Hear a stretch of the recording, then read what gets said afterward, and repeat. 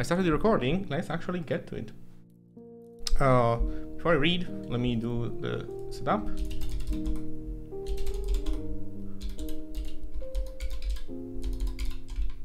Nine.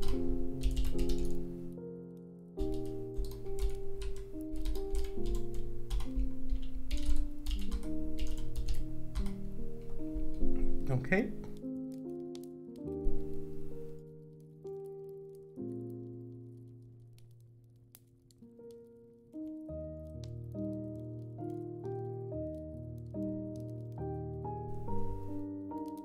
Okay. So day 9. So these caves seem to be lava tubes. What's a lava tube? Let's go find out.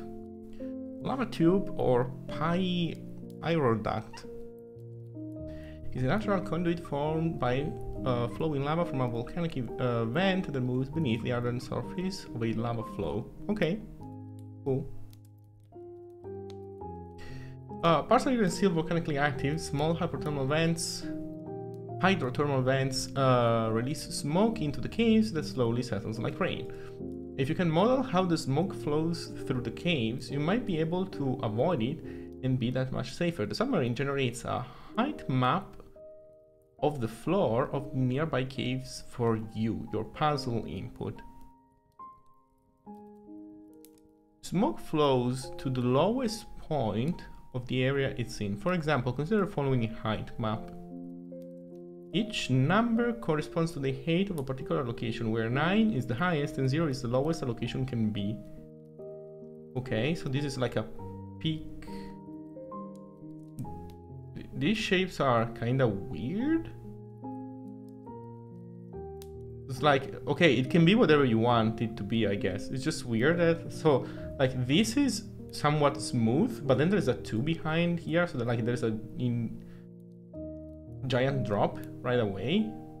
Anyway, okay, this is not a Minecraft map, so who cares? Okay, your first goal is to find the low points, the locations that are lower than any of its adjacent locations. I guess the highlighted ones. Hey CodeMonk, hello.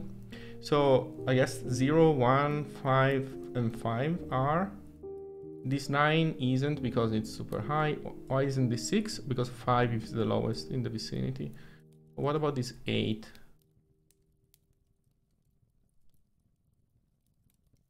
There's a 2 here that leads you then to the 0. Okay, that's gonna be interesting. I have no idea how to model this. I'll have to think about this. Okay, so locations that are lower than any of the adjacent locations. Most locations have 4 adjacent locations, up, down, left, and right. Locations on the edge or corner of the map have 3 or 2 adjacent locations respectively. Diagonal locations do not count as adjacent. Okay. In the above example, there are 4 low points, all highlighted. 2 are in the first row, 1 is in the third row, and 1 is in the bottom row. All other locations on the height map, have some lower adjacent location, and so are not low points. Okay. The risk level of a low point is 1 plus its height.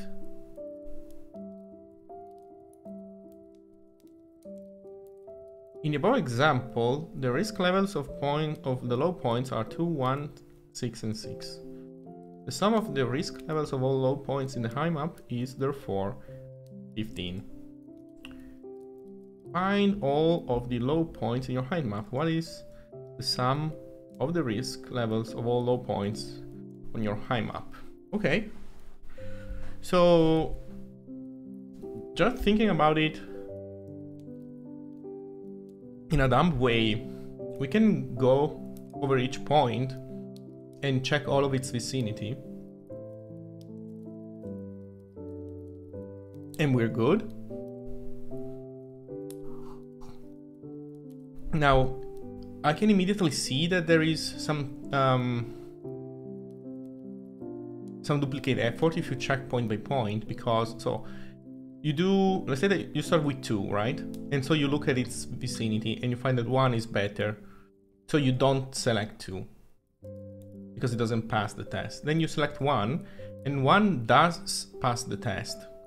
Then you select 9, but in reality 9 could never be because 1 was. So you should probably skip 1, but you should also probably, like, you should skip the vicinity of any point that matches as you find it, right? I don't know if it even matters. Who cares? I think, oh, well, let's look at the input, how big it is. But also I had too many close tabs to the right. Okay, this is big but doable, I think. Not that big at the end of the day, so be fine.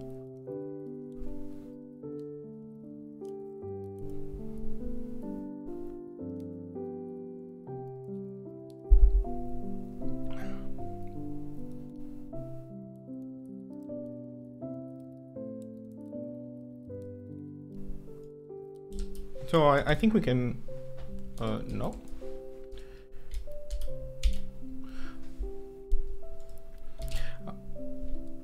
I think we don't have to worry about it too much, I think. Let's see.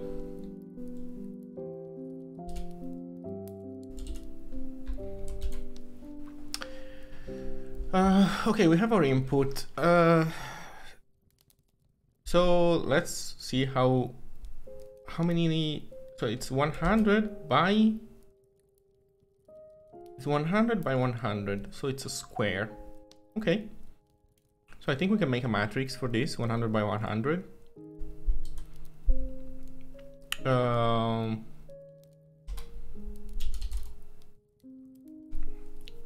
don't know, let's call it map. And it's of type.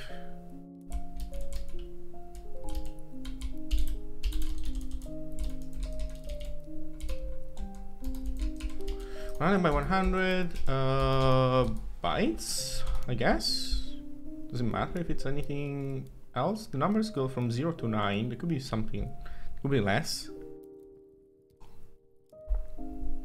But whatever, I think this is good enough. So undefined. Then we want to start tokenizing the input, but I mean, this is, so tokenizing is gonna give me a row. Do I even care about this? I think maybe I kinda do, so that I get a row at a time and I fill everything row by row.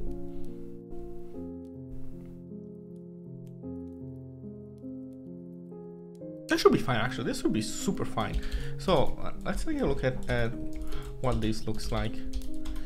So while it.next. Also, wow, killed autocomplete thingy. Except that I need something different this time. Or actually, no, let's do it the opposite way. Let's have the map drive the looping logic. So map, for each map, each element of the map, I'm gonna say it's a row.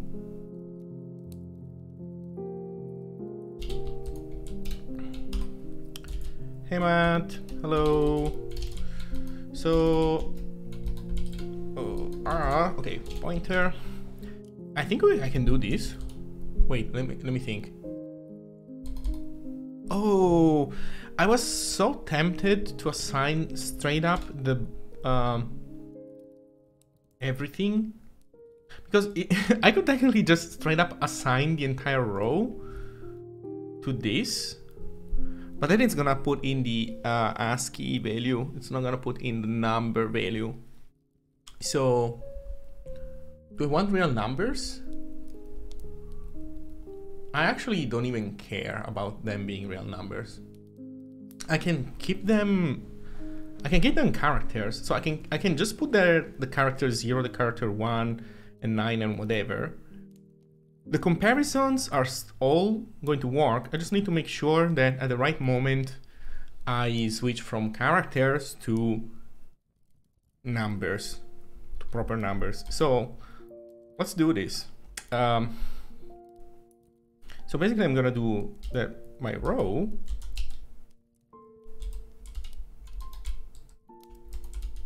is now it.next, the question mark. Wait. So this is gonna give me a slice, so I need to dereference it. That's gonna give me an array. So it.next gives you an optional slice.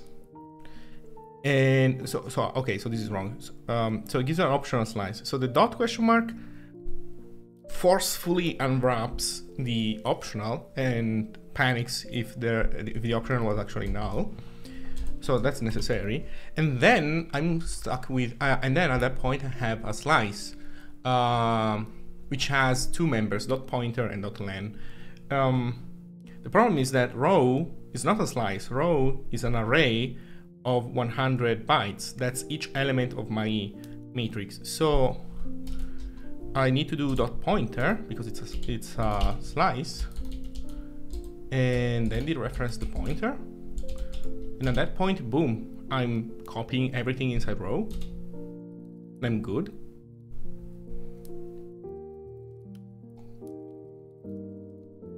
Now, why am I doing this? Why am I not just keeping around slices? Because that doesn't work. How? Why? Gotta use main copy.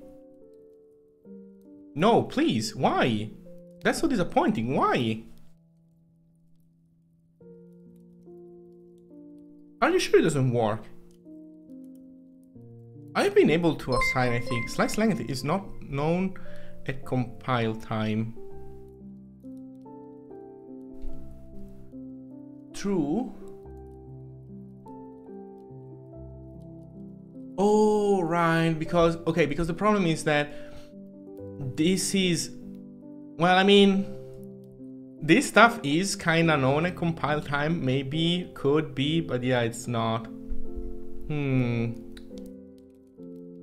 I want to see the error.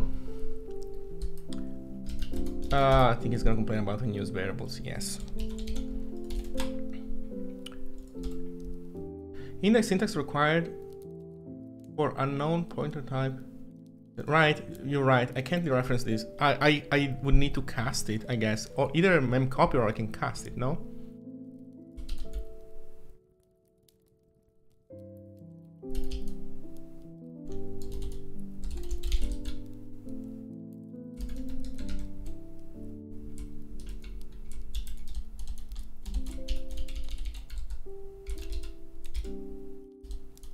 Does it need to be... I don't remember. I need to put a pointer there, right? Pointer cast once. Pointer. So what about this? Cast the stars qualifier. Sure. There we go. That will compile, but you will out of bounds read, unless it's actually 100 bytes wide. Well, as far as I understand, yes. Everything is 100. This is a matrix 100 by 100. That's why I'm initializing everything straight away. I did the count here.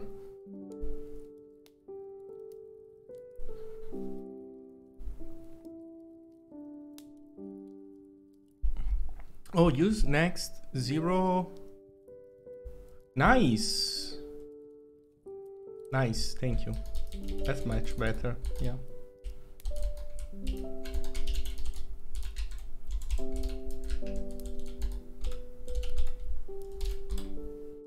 Nice.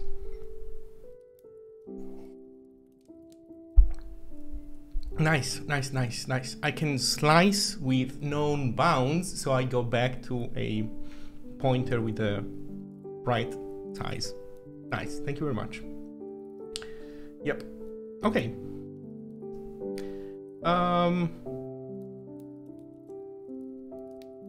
So okay, now everything is inside my matrix. That's cool, I guess. Also, we learned the lesson yesterday. It's not a bad idea to add sanity checks in there. Specs helped me gain one, and I'm gonna add another one. We should not be that important, but just to just to do things the correct way. Let's make sure that there are no more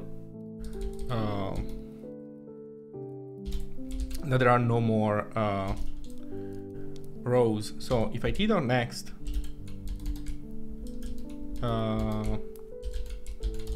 is different than null, then unreachable. Okay. So this ensures that we have consumed everything. Okay, so I guess now we go cell by cell, and going cell by cell, we check the vicinity of everything, and that's it. So I guess we loop again, basically. Oops.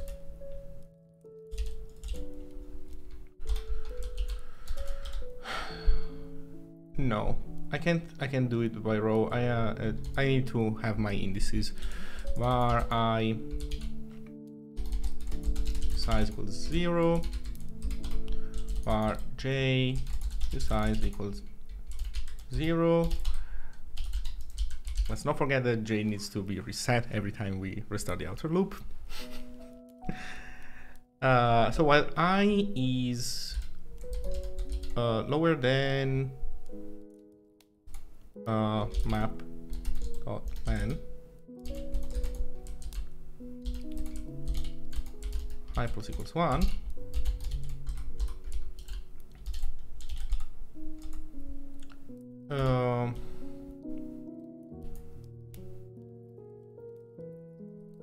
and what do? We set the j to 0. We do j.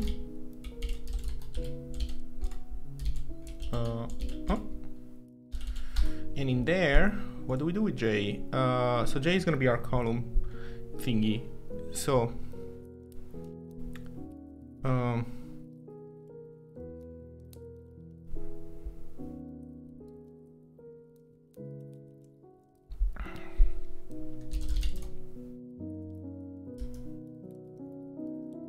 so x, our center spot, or let's call it center at this point. Center is going to be map ij.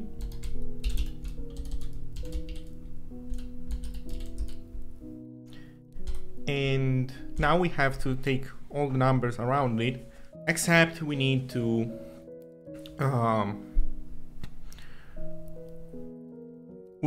understand what to do at the corners, right? So here's what I'm gonna do. I'm gonna do var up.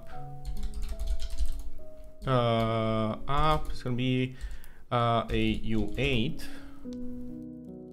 and I'm gonna set it to 9 as a starting point. Let's not forget that we are in character space here, so we need to keep everything as a character. So up, down. Actually, there's only 4. Left, right. Okay, like we default them all to 9, and because basically we want to ignore them, I guess, if we are like at the corner. So a default value of 9 works. I think it should make the equation work correctly still. And then we assign to them if we have the opportunity. So if I is greater than 0, then it means that we can assign to, see, if I, which is our row coordinate, is greater than 0, it means that we can go up. So if I is greater than 0, then up equals map I minus 1 j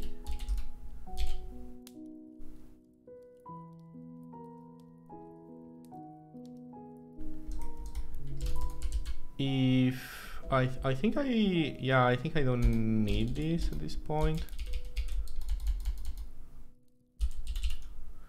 So if I minus is greater than 0, we can do that. Is I is lower than map.len minus 1. So if we are not at the bottom border, then we can do I plus 1, which is down.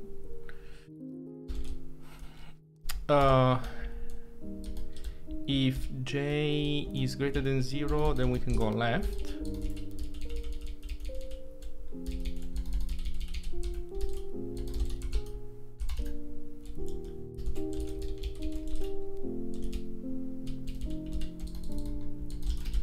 And if j is lower than map.len minus 1, because it's square, so we can use the same thingy, then right, we can do plus 1.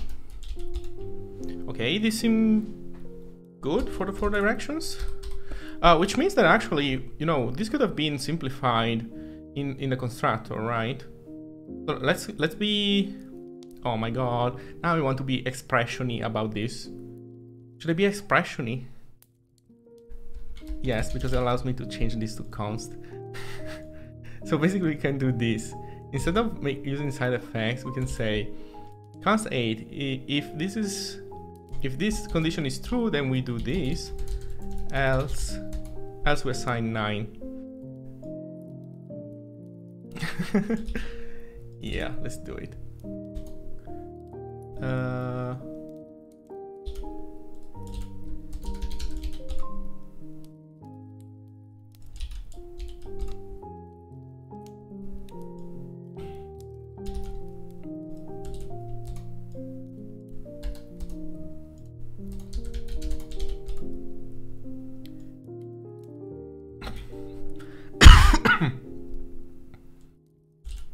Oh, I should not have selected that. Else.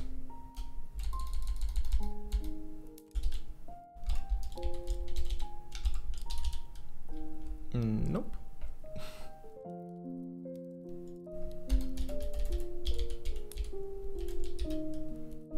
Okay. Okay, so we assign everything correctly.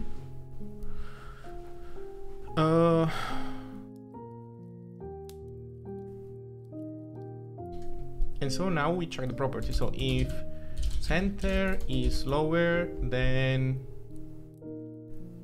up and center is lower than down and center is lower than left and center is lower than right,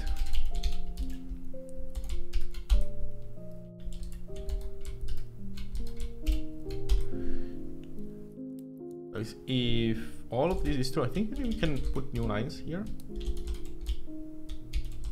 right?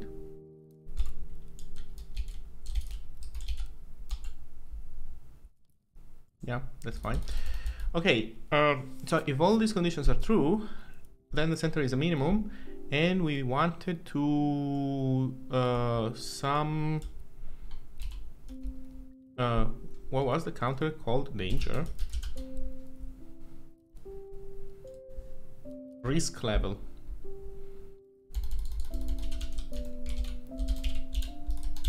So the total risk is going to be center plus 1 minus 0 minus the character 0, which brings us from character space to real numbers. Well, not real numbers, integers. You get what I mean. Okay, is that it? And then we print it. Yes.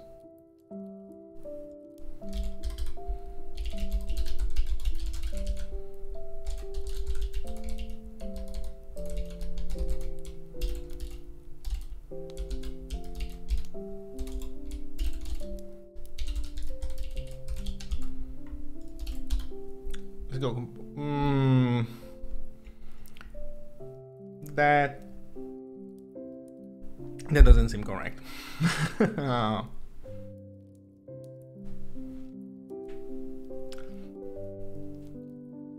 How should I call it? ASCII space.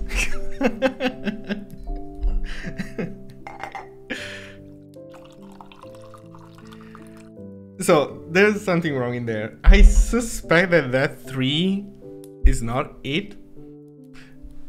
I think there's something wrong in my logic somewhere. Okay, so let's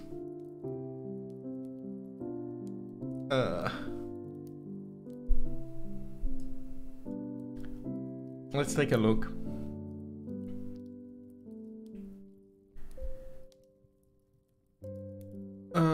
So we iterate over everything. Yes. We do reset J. Yes, we do reset J. We grab the center. If I is greater than 0, then we can subtract, which moves us up. If I is lower than the final index, we can add. If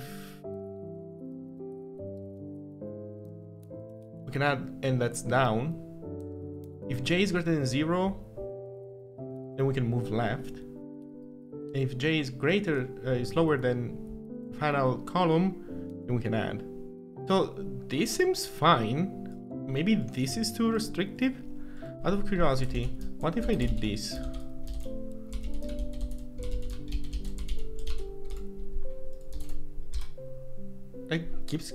It gives me 3 again. What?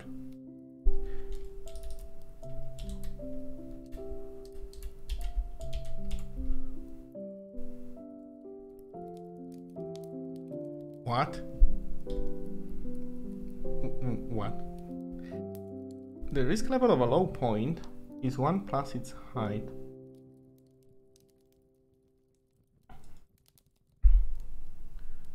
Check how you're counting the total. It's fun to see this. Holy shit, what am I doing? Oh shit. I was missing a character. Okay, that's much better. Out of curiosity, let's see if changing this to equal changes the result. I think the stricter... Oof. I think is the stricter solution the right one?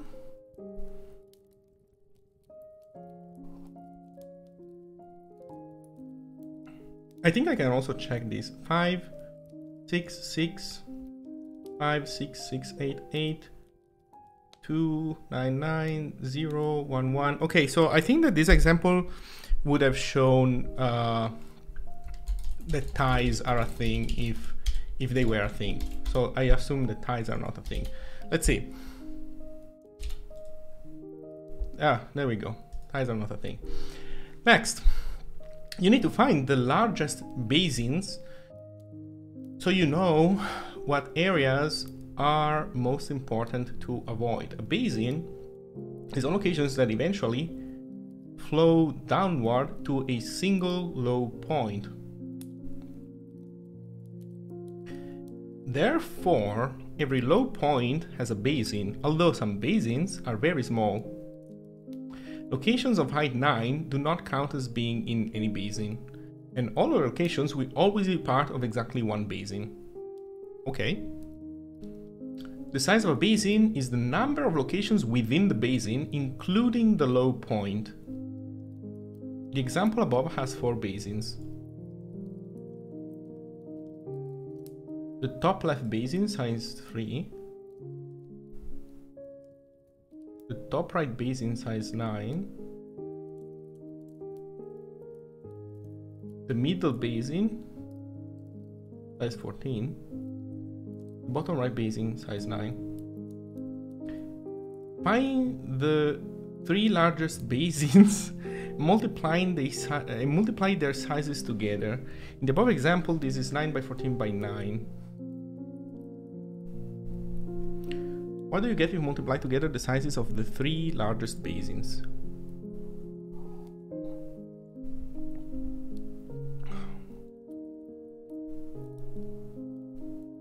Okay. So in the first part, we found the smallest point. And finding the smallest point could allow you to propagate, but in reality, I don't think you even care about smallest points, because you only care if they are delimited by 9s, right? Because like if you have like 2 zeros with a 1 in the middle, they are part of the same basin given this description. So I don't care about lowest points anymore.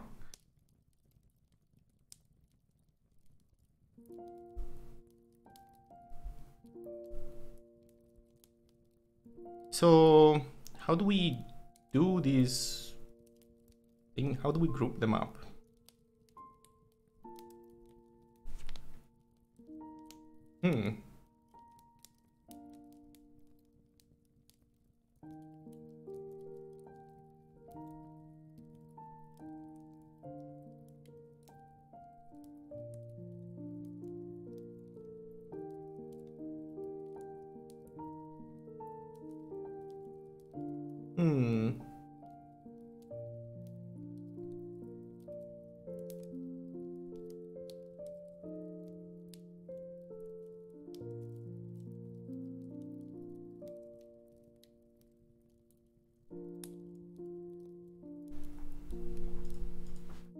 Maybe I figure out a cool trick for understanding this one. Open your input in a browser and Ctrl F9 to highlight them all.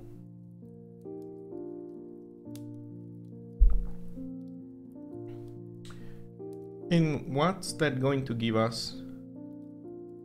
That's going to give us basically all the sequences of 9s, right? So it's gonna highlight all the 9s, and you should see like a grid pattern of, not exactly a grid, like a pens style pattern. I don't know how it's shaped, but something like that. And then what do you do with that?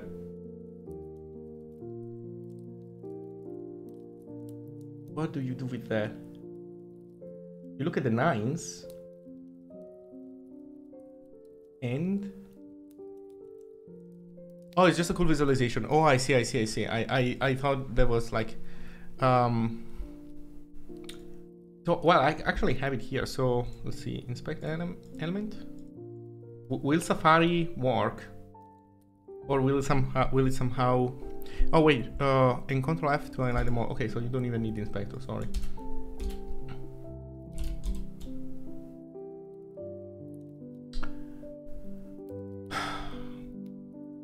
Please, Safari.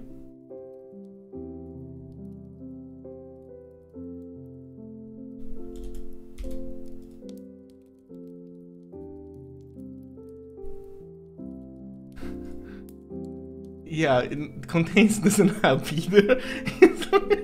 It's just bad. This is like Safari moment.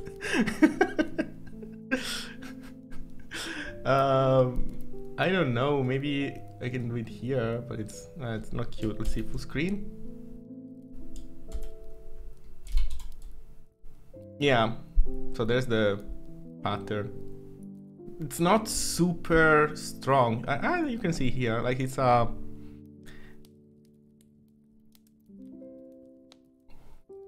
It's funny. So maybe I can solve this. I can eyeball it and say these three look kind of big. Oh, this one is kind of big too. Maybe it's 1, 2, and 3. Oh, this one is kind of big too.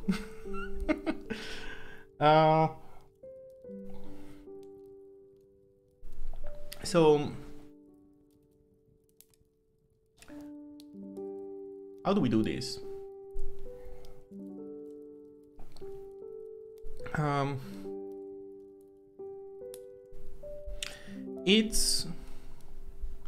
It's a tiny bit of a search, and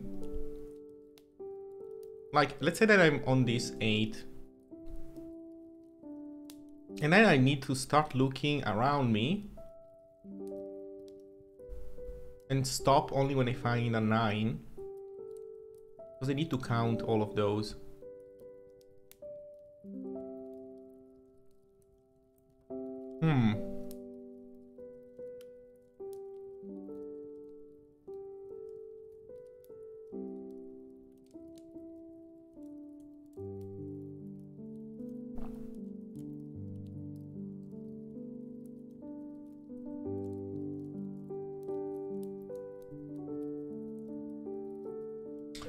Then to make sure I don't count them twice, I can set them all to 9. So like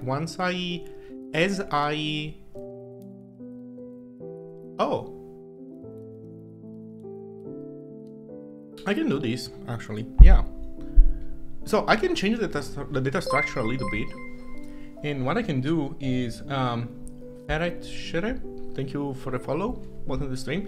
So one thing that I can do is I can tag each number.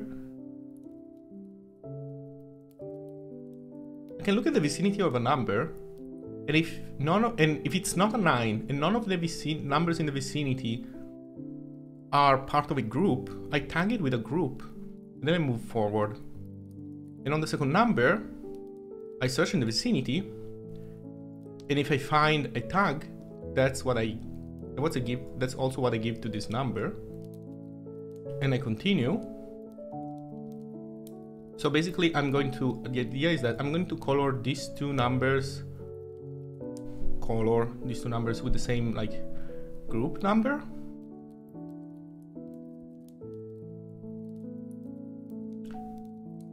Then I get this 9, I don't do anything, then I get a 7. The 7 doesn't have any tag in the vicinity, so I give it another tag.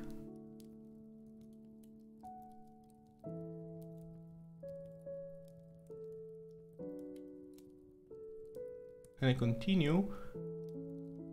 Okay, and like this I do the first row. So the second row then, and on the second row I can see that there's an 8, which is part of a new basin that I don't know yet.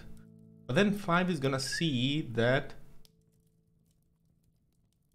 6 has a tag. So 5 is gonna gain the tag, same with 4, same with 2, same with 3, same with 4, so it gives the same tag to all of these. And then by doing this in a single scan, I can tag everything. But I also need to keep around like a hash map so that I can count stats for each group as I go through, because I need at the end to know the numbers.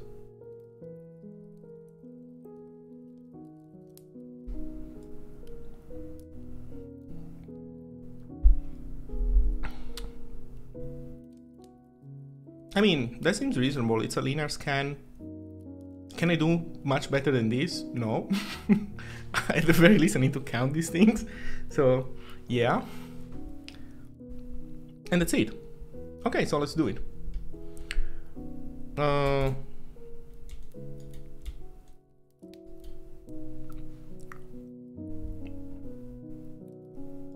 let me copy the solution. This is gonna be main 1. Okay, I need a hash map. Give me a hash map.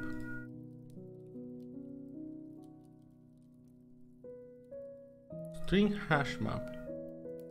No, I think I want an auto hash map, but I'll make do. Why can it not be an array list? It can be an array list. The problem is that it can absolutely be an array list. There's no problem. I don't care. Array list it is. Gimme, gimme, gimme. So, we don't care about the total risk anymore. Basins. We uncomment the allocator. So our basins are going to be an array list where the index is the array list ID and the content is just a counter. usize is a lot, but who cares? It's fine. Okay, so these are gonna be my basins, and then I scan the map. I find the center. I find up, down, left, and right. But now I need to tag stuff. So my map needs to be a bit more complicated. How do we do this? Oh no, my code.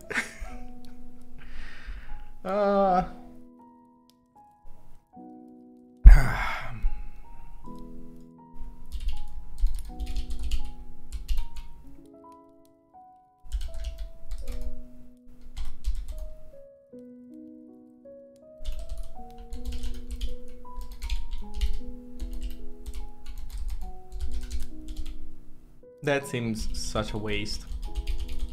But it's gonna be an index in here. Also, this shouldn't be just basin sizes. This should be basin sizes. Basin sizes. I made 2 parallel arrays. That might work better. Oh, you were data oriented. I think you're right. Thank you, Specs. That's an amazing suggestion. It allows me to save what I had before. So this is the map, and this is gonna be the map basin IDs.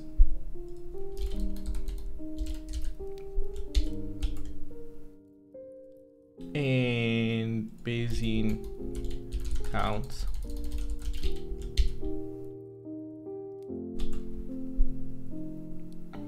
Okay.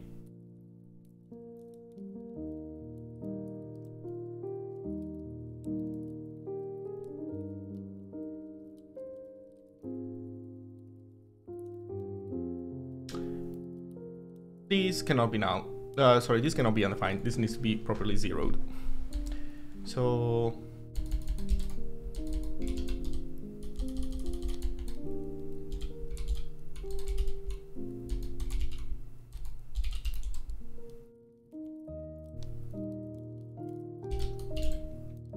SD mem.zeros.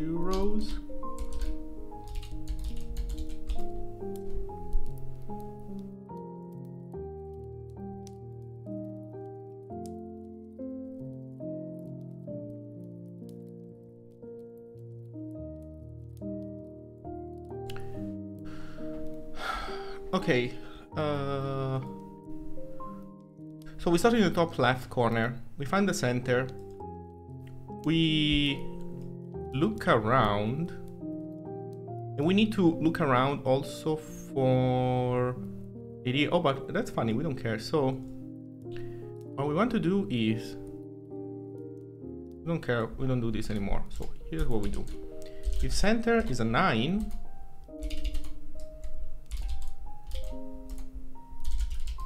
then there's nothing to do here.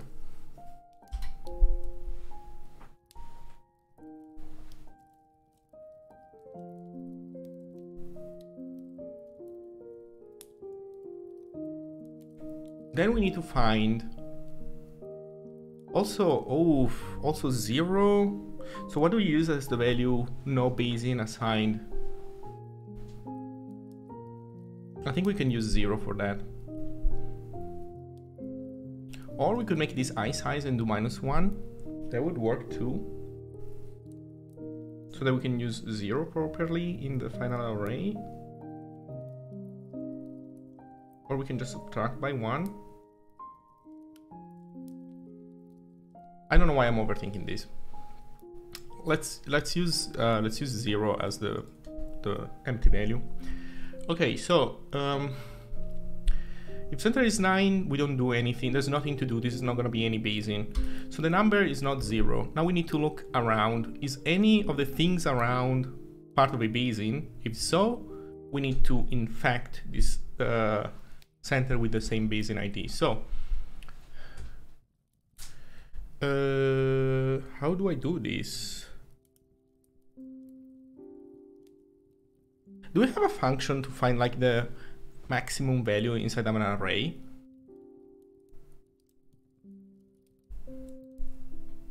I don't know where it would be. Math maybe? Mem? I can write it myself, I guess. And I'll do it if it's not there. Max.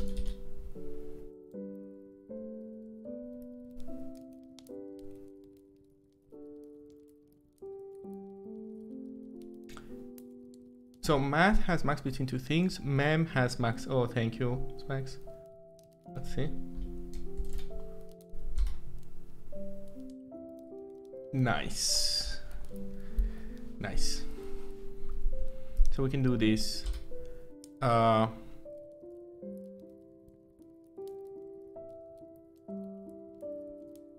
Oh, god damn it. Wait. I don't need to look at these numbers anymore, I think. I need to look at the coordinates, right? I don't care. I need an extra level in direction, because here I was straight up grabbing this. Or rather, I need to do the same, but for the IDs. Do I care about what numbers they have? No, because I'm not going to assign anything to a 9. So I don't care if those are 9s. Okay, so these basically need to become IDs. So this needs to become map based in IDs.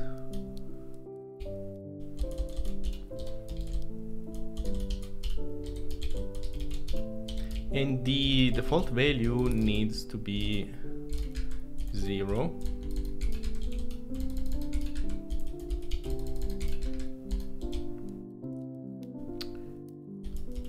Also, they're not U8s anymore, they're U sizes, but I hope I don't need to specify these.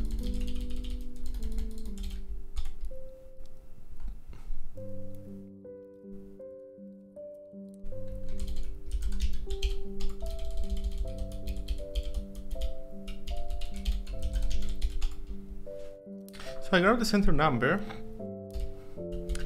and then I do const current basin is std mem.max of up, down, left, right, and basically well, let me put it this way. So I try to get the max, but if the max is 0, oh well, I need to save it somewhere. That's so annoying. Let's do var current basin is the max, but if the max ended up being 0, then we need to create a new ID.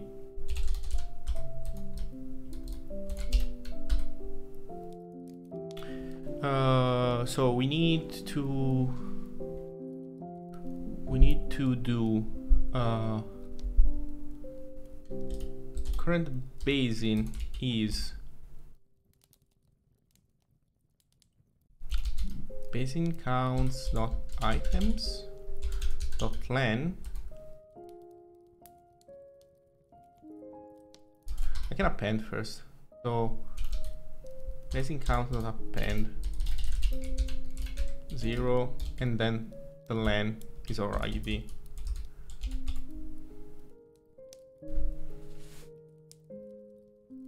Let me double check this logic.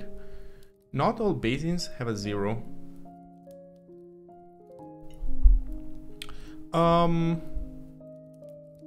This is the basin ID. This is not the height. So center num is the only thing that keeps being a height from the original map. Everything else becomes information from the basin ID mapping. So, and I'm using 0 as this thing hasn't been mapped yet.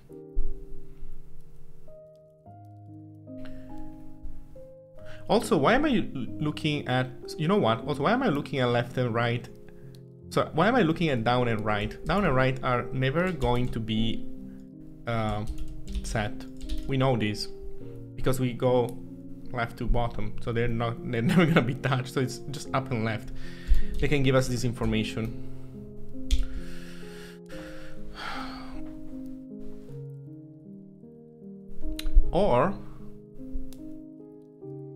or, no, never mind. I can make this an array list of optional use sizes. No, where? Here. I can make this optional use sizes. So there's also null. That actually may really help. Because I need a value to tell me not assigned. So if I use an optional, I'll have that. Or I can assign the ID 0. And if I assign the ID 0 though, everything gets skewed, like everything gets shifted by 1 and I need to account for it. Let's do the shifting. Just try to double check that the shifting is not wrong here. So if the current basing we get is 0, it means that there's no basing anywhere, so we need to make a new basing. We append, which for example the first time is gonna put basing counts from 0 to 1.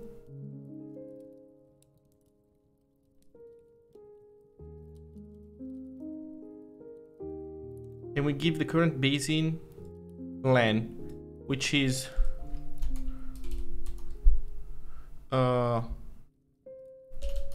basing count index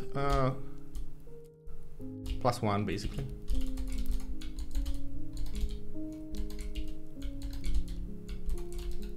I think, yeah. I appended 0 there.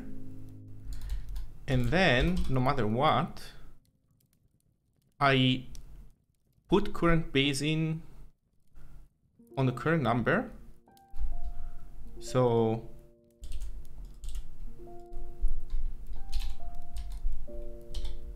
at basing IDs, ij is gonna be current basing, and basing counts dot items current basing minus 1 plus equals 1. And I increment the count for that basing.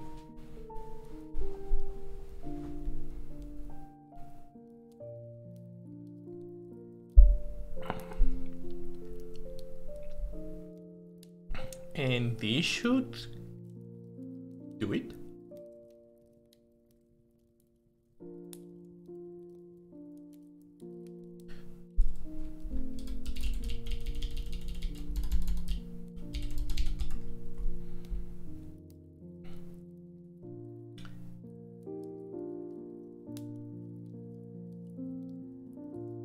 Also, center num is in character space. You should not forget this.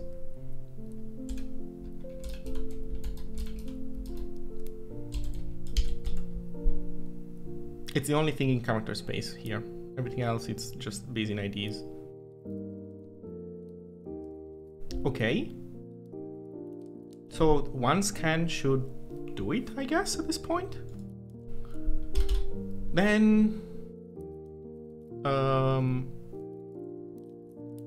Then we need to sort these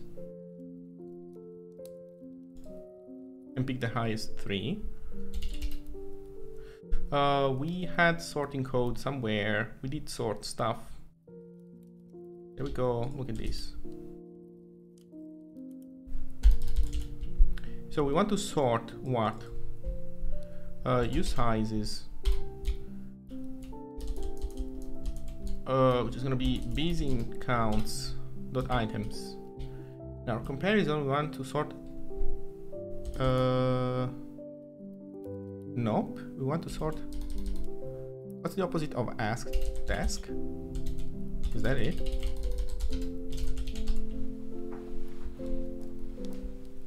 And then we want to pick the first 3.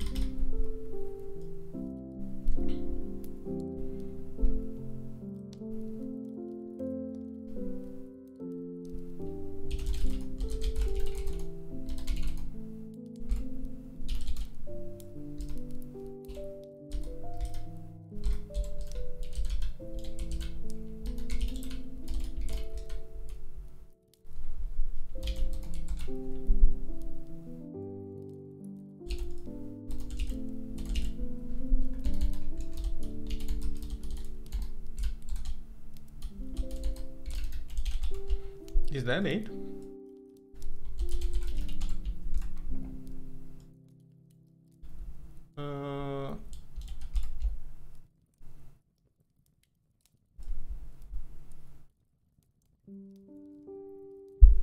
So just to check,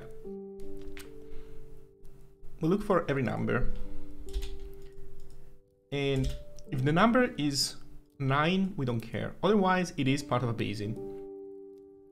If it is part of a Bayesian, we look up and left if there's already a Bayesian basically that's being propagated. If there is,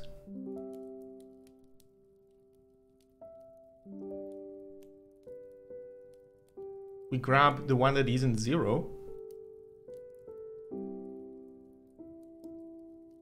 Hopefully, like this max, it's not a real max. Like, it's not like if I find 3 and 4, I want to pick 4.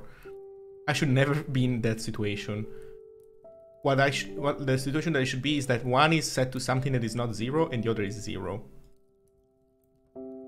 So let's safety check this.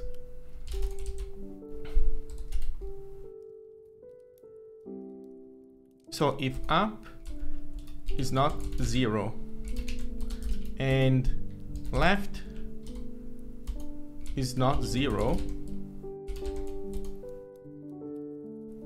and they're different, then let's panic because there's something wrong there. Like, if they are different, it's because one of the two is 0.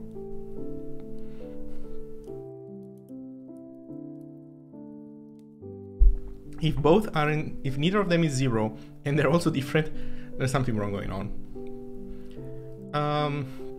So this is the part where I can mess it up because there's a bunch of stuff to keep track of that I might not be doing correctly. So we concluded that the current Bayesian is 0, which means we need to assign it to we need to give it a new ID. So we append to Bayesian counts, which makes the len the new ID, shifted by 1. We assign to it, and then we set the ID corresponding to the center number to our current Bayesian, whether it was already present or whether we just initialized it. And then we add 1 to the Bayesian counts. So okay, this seems reasonable. Oops, let's see. Okay, compile errors. Error is ignored. Yes, appending needs to be tried. That's fair. Rich unreachable code. Not good. Oh shit, not good.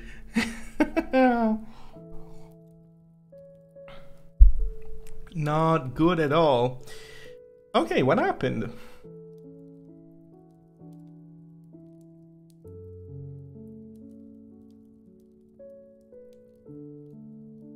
So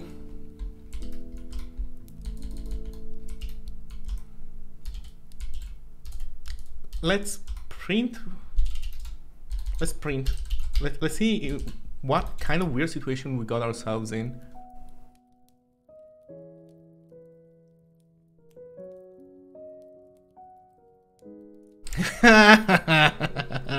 I learned my lesson from yesterday.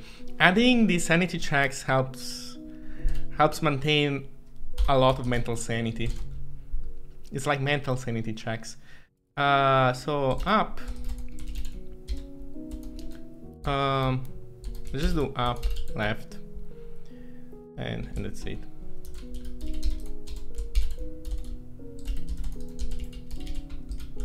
So these are gonna be Bayesian IDs, right? So yeah, one is 6 and the other is 5. What the heck happened here?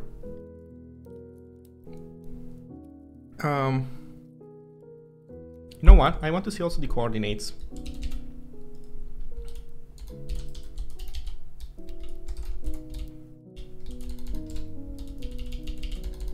So we can get an idea of what type of weird morphology it's messing up our algorithm. 126.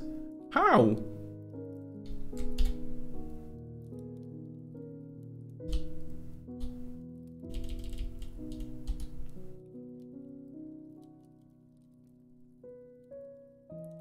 So this says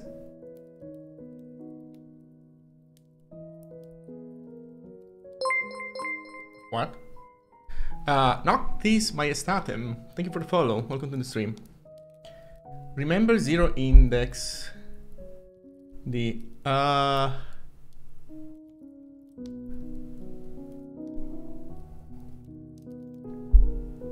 remember zero index D.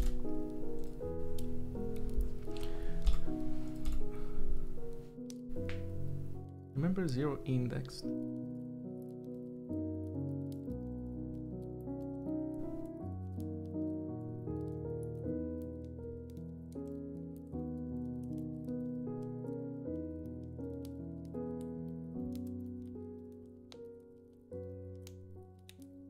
Remember zero indexed. Remember zero indexed.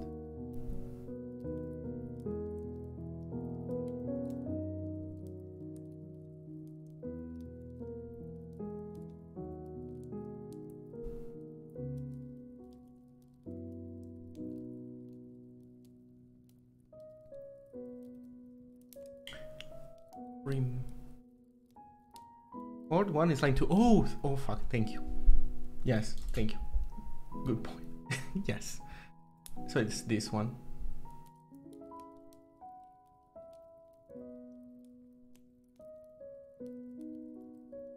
Oh fuck. Wait, no. Okay, so wait. So it's this one.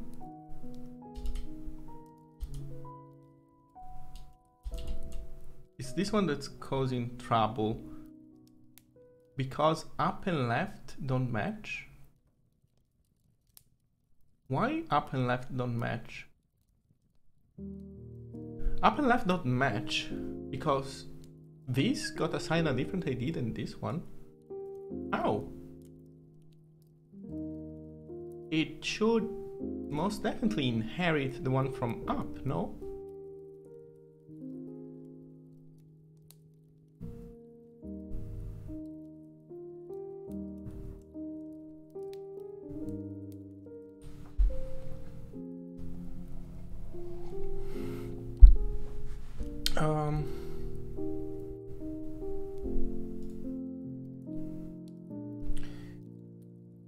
So basically we're trying to check 6, but then 7 and 7 don't belong to the same basin, which is 100% wrong. Why? Because if I get to a 9, I don't do anything. So there is not much stuff that gets passed over from a loop to the next when there's a 9. Oh, I should not have closed that input. So when there's a 9, we just immediately continue and we don't do any side effect. So it's not the previous loop that messed something up. It's when we're trying to get this that we're failing.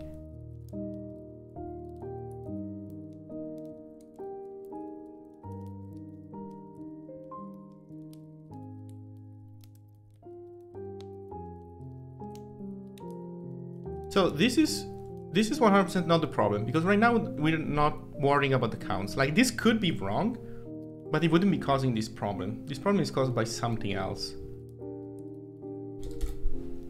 So let's see what people are saying. Maybe without the current map state. Looks like you are the correct coordinate to me. Wait, I is y-axis, j is x. I is row, j is column. Yes. Row major gang.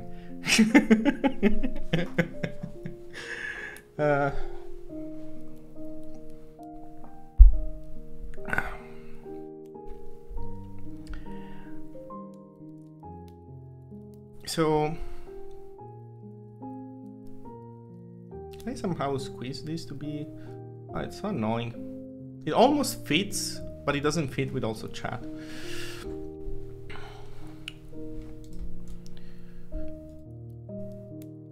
Right, so IJ is backwards.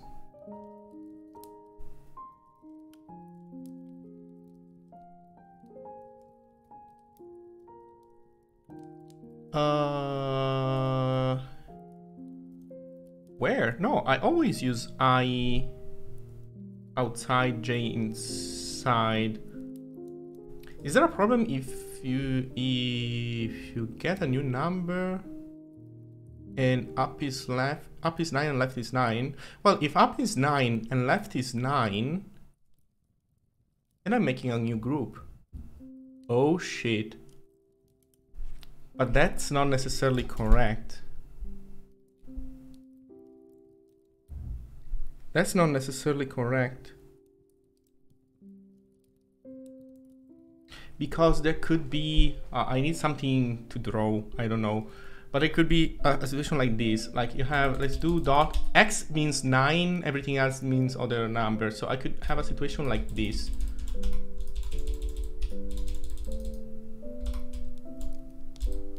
So here assign one basin, here assign a second basin. Here I still think everything is fine, but guess what? No, actually these two were always the same basin all along.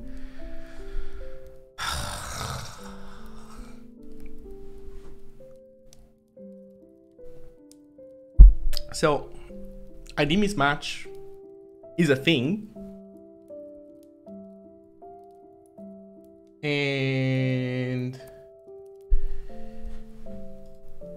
And basically when I do this, I need to realize that the two thingies need to merge. So how am I gonna do this? I can set 5 to 0. I can, is it? So I guess the cleanest way would be to delete the group somehow. Let me think. I'll always get the opportunity of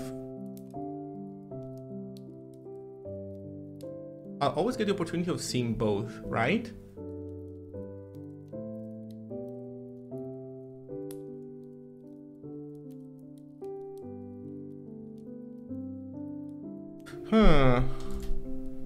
You didn't align the character at 126. It's row 1, column 26. So it's row 1, which, as Paxton was pointing out, 0 index, so it's the second row. And then column 26 is like this one, I think, or the next one. There we go, it's this one. It's here. So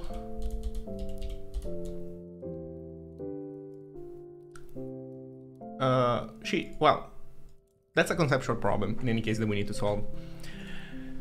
So I can pick one of the two, I guess, and make them the same. How do I map the fact that they actually need to become the same basin?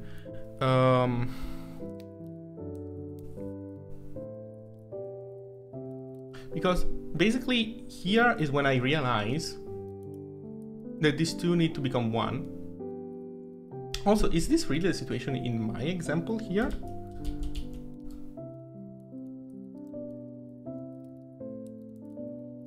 Also, wait, do columns start at column 1? So it's I think it's this. Yeah, it's perfect. Look at this. This is the perfect example. Yes, there's a 7 here. There's a 6 and a 5, and there's a 9 that caused this to change ID, but now we are discovering that we need to merge everything. So how am I going to do the merge? I can take the lowest of the two IDs and put all the, I always pick the highest. I ignore the lowest, but I need to make sure that the lowest, the counts in the lowest go into the highest, because they need to be merged. So it would be nice if I could like cleanly say, whoops, now one of the two doesn't exist anymore and everything else needs to update, but it's wasteful and I want to do this linearly. And maybe I do some more stuff that's kind of useless every time, but who cares? Okay, so let's say that I find out that they actually are different. What do I do?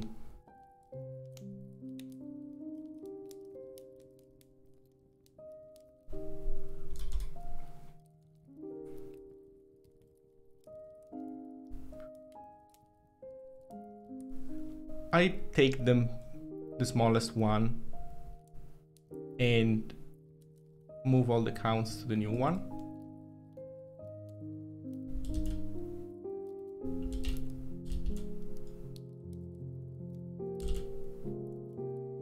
I guess.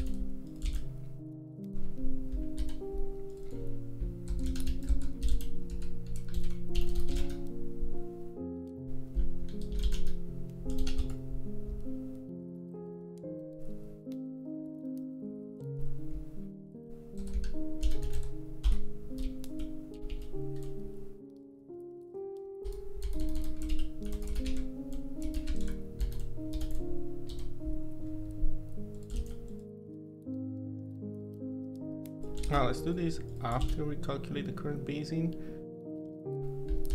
So unlucky Bayesian is the other one, and then we want to do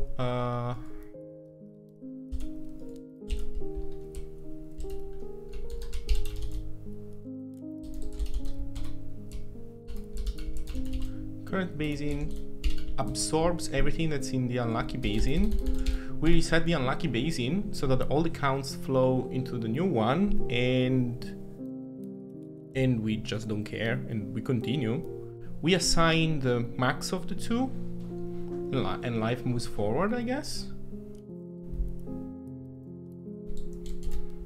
Let's see what people are saying.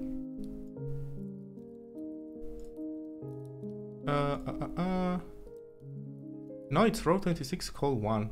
What are you talking about?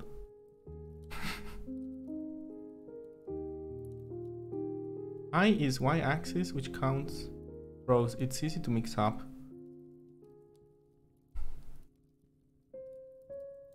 Well, whatever. I think we found definitely a logical problem that needed to be fixed. So let's see.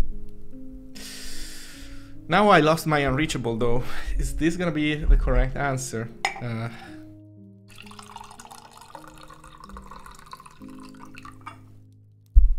Is this gonna be first try? First submission? Tough. Tough, tough, tough. Oof! It worked. Turns out that actually adding just a little touch of sanity checks works, even when your sanity checks are actually not correct. But they were matching my assumptions, and they correctly showed that, well, either my code or my assumptions didn't match, and in this case it wasn't my assumption. So, yay! First try. That's it. Nice. So, okay, now the question is, Martin, was there an incredibly easy way of doing this compared to what I did? Like, was there any particular trick that would have sped this up? I think you can do better than a linear scan, right?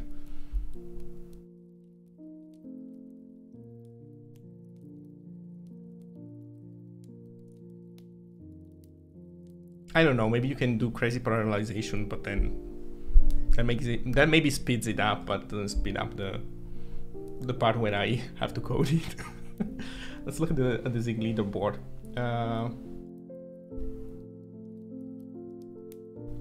Oh, would you look at this guy?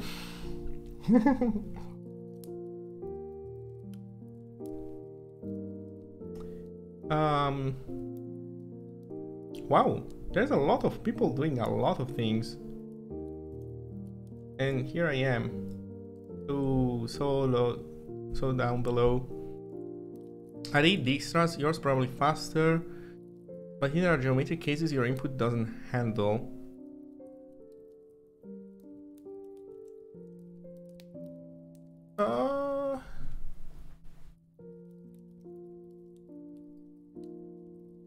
I don't think so.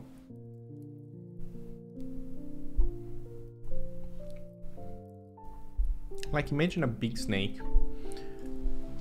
So yes, CodeMonk, I can definitely do a quick run of the solution. So the way it works is we start at the top left corner and we go number by number. As we find numbers, we look at the number and we say, So we know that the basins are delimited by 9s, right? So we look at the number and we say, okay, so this, look at the top and the left core, top and left elements. Are they part of a basin?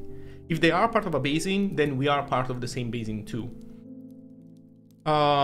If none of them is part of a basin, then we need to start a new basin. And the corner case is a bit, it's a particular case, right? Because there's nothing up and left. So basically we assign a new, we create a new basin, and then creating a new basin means creating a unique number to identify the basin, and also at the end return array list that counts how many elements are part of that same basin.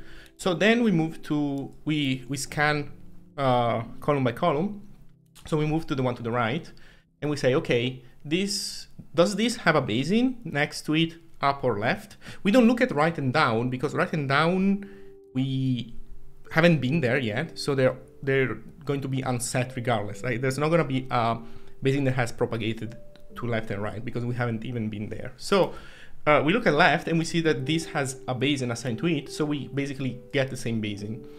Then we get a 9, and the 9 means that we don't do anything. So for the 9, we don't assign any basin, and we leave the 9 unassigned. So the 7 then looks left, sees that there's nothing assigned, looks up, there's nothing assigned, so it creates a new basin. You continue doing this, so like once you get to, for example, this 8 looks left, and there's nothing. So then it looks up, and there's nothing. So it thinks it's a new basin. So it creates a new basin ID and adds the count 1. Then we move to the 9. This is an interesting example. So here the 9 then, okay, creates a new, does nothing, so resets everything basically. Then there's this 5. The 5 has a 9 to the left, there's nothing, looks up, there's a basin ID, so it gets the same basin ID. And so everything propagates. Now, the one thing that I didn't do in the beginning that I understood later is that if there's a structure like this is gonna get one basin ID, which propagates here, but this has gotten a different basin ID in the meantime, because we cut where the 9 was. So once we get here, we basically have the left that gives us one basin ID and up that gives us another basin ID. So basically, this is the moment when we discover that this was a single basin all along. So what I did in my code to, if you were to do like nice bookkeeping, you would delete one of the two basins and reassign the IDs of all these positions to the new basin, well, to the one that survived of the two. But in my case, I'm not doing this. All I'm doing is basically putting all the counts from one basin into the other, leaving it there, and redoing this operation every time there's a mismatch, which is a bit wasteful, but I think at the end of the day, it's less wasteful than like doing proper bookkeeping. And so the algorithm looks like this. We keep iterating, we look at the number that we are looking at, and we look at the basin ID assigned to the numbers on up and left coordinates, and we try to propagate it. If 0 is my ID, that means no basin has been assigned. So if there's a 0, then that's when we create a new basin ID, basically. And this is the code that basically handles the case where there's a mismatch. Like up and left tell me that they are part of different basins. So this is when I discovered that there was one bigger basin all along, and that's when I take the I find the unlucky basin and I reflow all the counts into the other one. Martin was saying that not everything works. Let's see.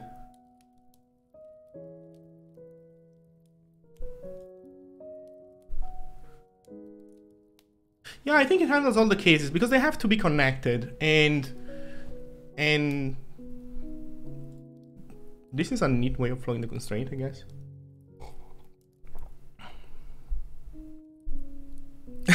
I'm too biased by Dijkstra's.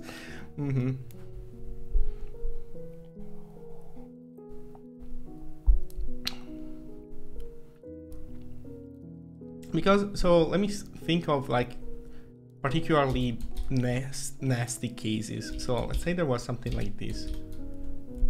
this would still work because this Bayesian gets propagated here, and here we discover. I think everything always gets reduced to the case where you are at a point where you notice that two things that you previously thought were separated and now are not, and it kind of doesn't matter how they are separated, right? Like this could have been like this.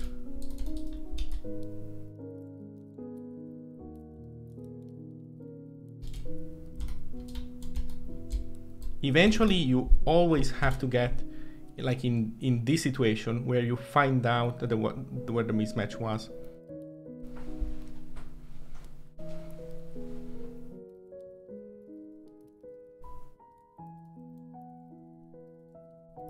Anyway, that was it.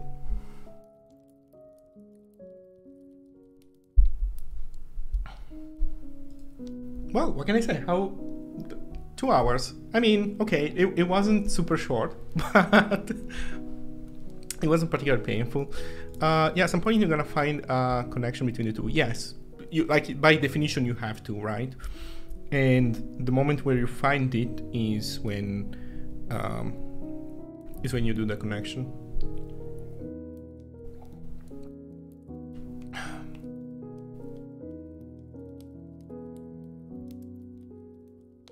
Yeah, there's no way. You have to encounter.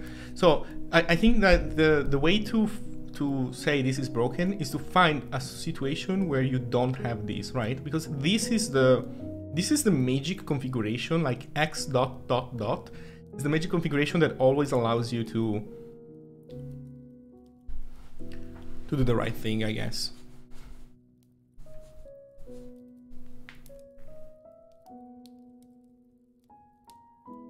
And if you extend, so, and okay, oh, you know what? I think we can enumerate all the possibilities, right? So what are you gonna find? Let's do it like this.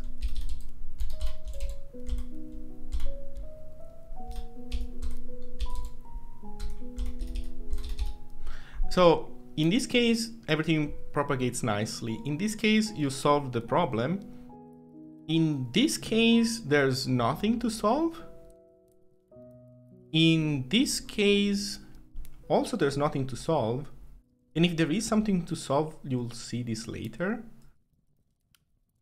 Also here, there's nothing to solve.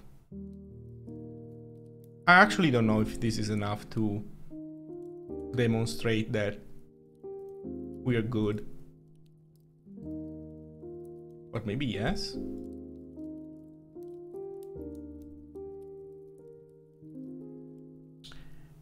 What if, wait, I didn't do everything though.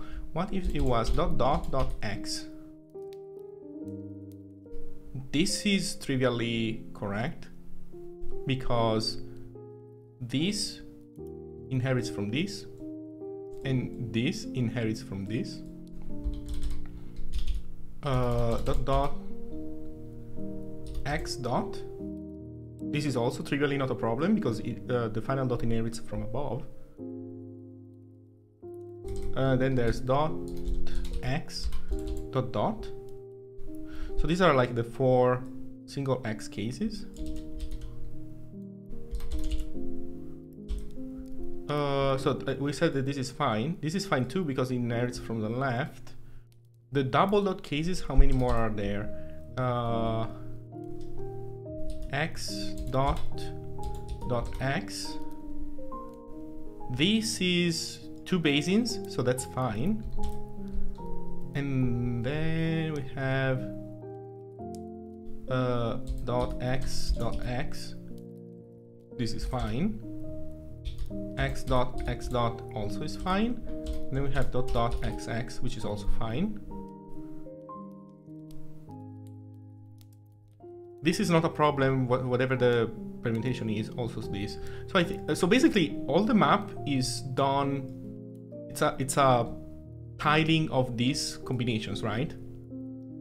And we can solve all of them in a meaningful way. So I don't think you can compose something that breaks this system, I think. Another way is to start at low points, check whether it's not labeled, So if so recursively label the neighbors that aren't 9, yeah, Case, you can do that. The problem is that I don't think the system allows you to write a linear scan algorithm. So originally I was thinking of doing this because that's the result of the first exercise, right? But in reality, you don't really care about much anymore about minima, because let's say that you have 0, 1, 0. These are two minima, but they are part of the same basin. And so knowing that those are minima doesn't help you. The only thing that matters is whether the number is a 9 or not when looking at the height values. So sure, that definitely, so not to say that this is wrong, this works. My point is that with this system I was able to do just a linear scan of the entire map, and I was good, so that seemed nice. Also easier to sanity check if what you're doing makes sense or not, right? Because if you have an algorithm that tries to, I don't know, what's it called, flood field stuff, then it's harder to understand what's going on. With this is like a very dumb linear flood field, and the one corner case, I just happened to stumble upon it and solve it before submitting, so that was nice. Okay. Well, I think this is the end of my stream then. That was nice. I'm eating dinner at a normal time. Yay. Well, thank you everyone for being here. Today was a win, I would say. Nice. So, by the way, I started uploading these episodes on YouTube. A basin is all locations that eventually flow downward to a single low point.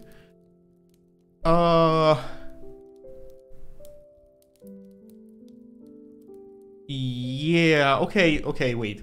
That is something that was said, but I think it also said that you only only 9s cut off from. That's why you don't care about merging basins using the other approach.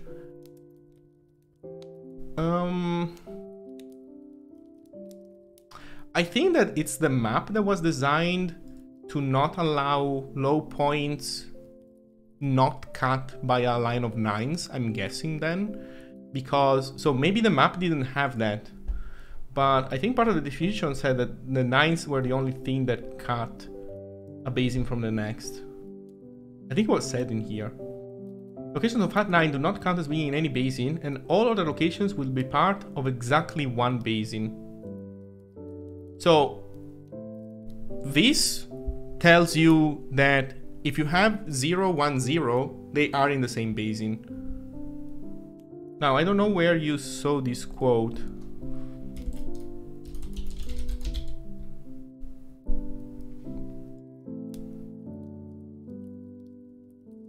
So I think that this might be true given how the things were constructed. How the map was constructed, I guess. The problem states any basin only has one lowest point. Yes. So you could say that my thing was even more generic than this.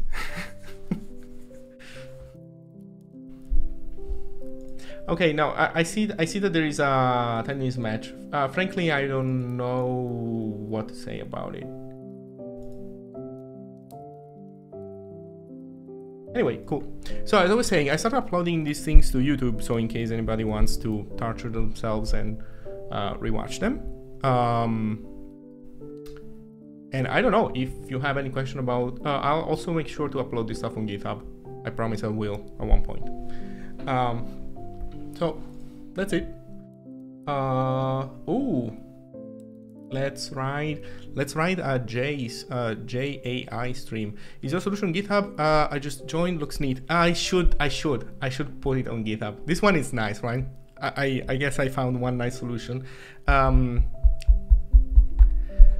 Okay, let's do it now. I'll do it now. GitHub.com.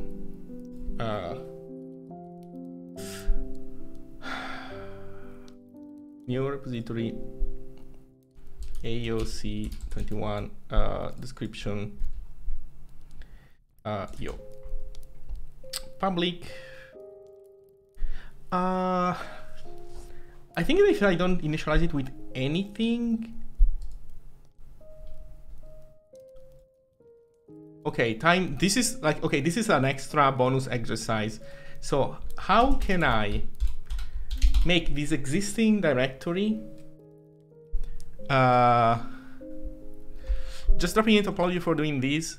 Great tutorials and lots of fun. Thank you very much, Hithouse. So if anybody has questions, seriously, just let me know. I'm really happy to help everybody. Git init dot. Okay, that seems reasonable. Git init dot, and then git add git remote dash dash add origin this. Git remote add dash m. I don't remember.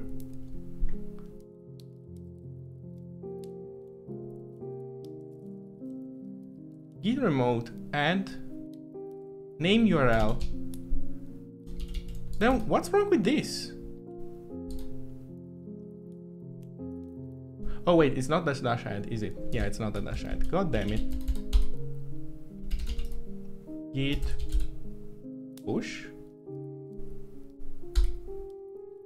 Yes.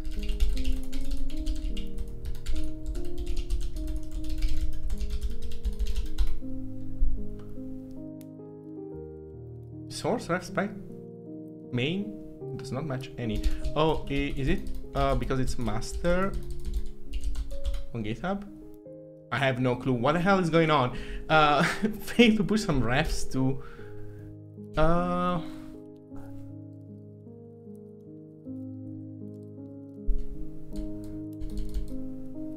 is it because it doesn't have a branch?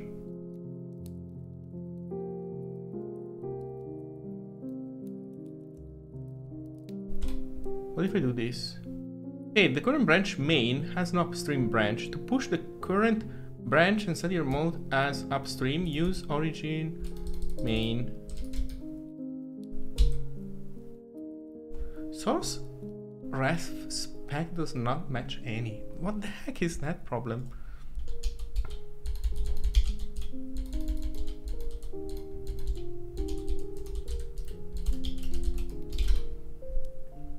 You have no commits. You know, that might be it, I guess. GS.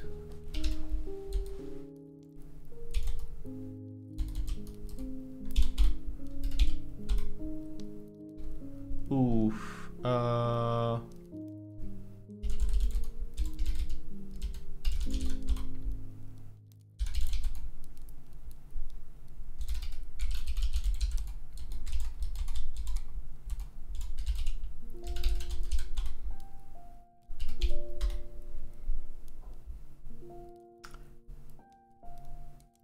So that doesn't really solve it. I think I need git reset, and now I can do git add.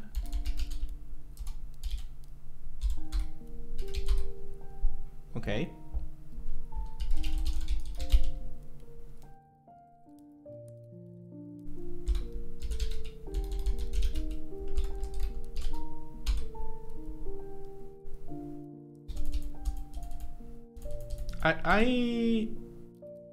Right, and now I can push origin main. Boom.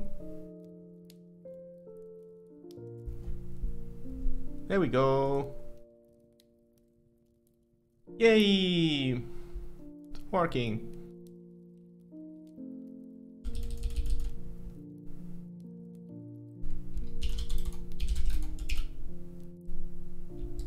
I think I need to put quotes around this thing. There you go. Wow, all my tooling is working so flawlessly. What a nice experience. Well, thank you everyone. See you tomorrow for the next one then. Enjoy a J stream. So have fun, please behave. And see you tomorrow.